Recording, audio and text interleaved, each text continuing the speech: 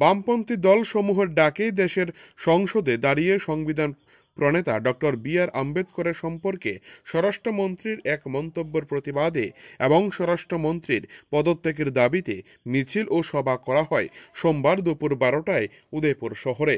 মিছিলে ছিলেন প্রাক্তন বিধায়ক রতন ভৌমিক, সিপিএমএল নেতা পার্থ কর্মকার, কৃষক নেতা নিতাই বিশ্বাস ও পার্টির মহকুমা সম্পাদক দিলীপ দত্ত সহ প্রমুখ। এদিন দুপুরে দলীয় কর্মীরা জামতলা দলীয় অফিস থেকে জমায়েত হয়ে এক মিছিল বের করে শহরের বুকে। দীপ্ত দুপুরের সূর্যকে মাথায় নিয়ে কাঁধে লাল ঝান্ডা ও গলায় ডক্টর বি.আর. আম্বেদকরের প্লেকার্ড ঝুলিয়ে গোটা শহরের বুকে মিছিল সংগঠিত করে। পরে মিছিলটি জামতলা টাউন হলের সামনে এসে মিলিত হয়। অনুষ্ঠিত হয় এক পথসভায় ভাষণ রাখতে গিয়ে প্রাক্তন বামমন্ত্রী রতন ভৌমিক তীব্র আক্রমণ শানান কেন্দ্রের এনডিএ সরকারকে।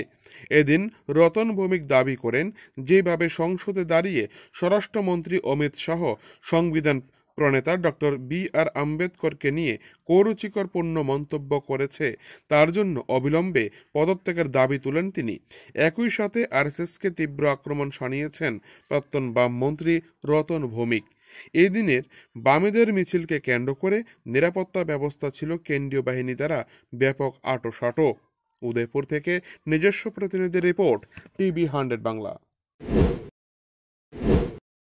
শুনেছেন আমাদের দেশের স্বরাষ্ট্রমন্ত্রী, বিজেপি দলের সেকেন্ড ইন কমান্ড, পার্লামেন্টে বক্তব্যের সময়তে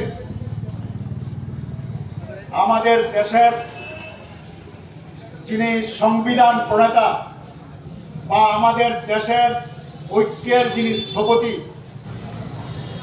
গণতান্ত্রিক রাষ্ট্র হিসেবে ভারতবর্ষ যে মর্যাদা আসন গ্রহণ করেছে তার অন্যতমদের মধ্যে একজন, যাকে সমস্ত ভারতবাসী শ্রদ্ধার চোখে দেখে, তাকে অপমান করে বক্তব্য রেখেছেন এবং বিরোধী দলগুলি তার প্রতিবাদ করেছে এবং স্বাভাবিকভাবে পার্লামেন্টের দলনেতা হিসাবে ভারতবর্ষের প্রধানমন্ত্রী, তার কাছে বলা হয়েছে যে এরকম যে বক্তব্য রাখতে, যার সংবিধান প্রণেতা, যেই সংবিধানের উপর ভিত্তি করে শপথ নিয়ে পার্লামেন্ট পরিচালিত হয়, সেই পার্লামেন্টের মধ্যে তার বিরুদ্ধে অপমান করব, তাকে মন্ত্রিসভায় রাখা ঠিক না, তাকে বরখাস্ত করুন, পদত্যাগ করতে বাধ্য করুন।